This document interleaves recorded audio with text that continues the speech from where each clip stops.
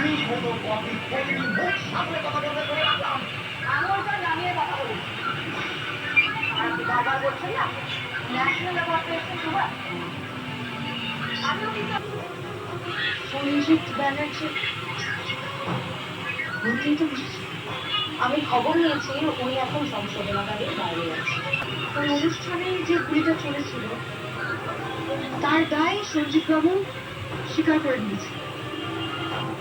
তার মানে ডিরেক্টর সঞ্জিত ব্যানার্জিটা হয়েছে।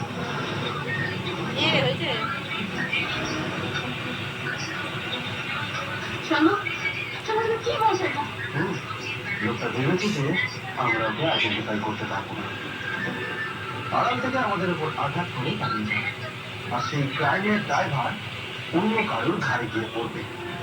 লোকটা বেশ বুদ্ধিমস্ত, তার উপর নজর রাখছে। ছবি আছে, ওই লোকটা কোনো ছবি আছে। কিন্তু সেটা 22 বছর আগেকার ছবি। সমস্ত পুলিশ স্টেশনে ছবিটা পাঠাও, দরকার পড়লে প্রেসের চার্জ দেওয়া হয়েছে। ওই লোকটাকে খুঁজে বের করতে হবে, ও কোথায় আছে আমাকে খুঁজে বের করতে হবে।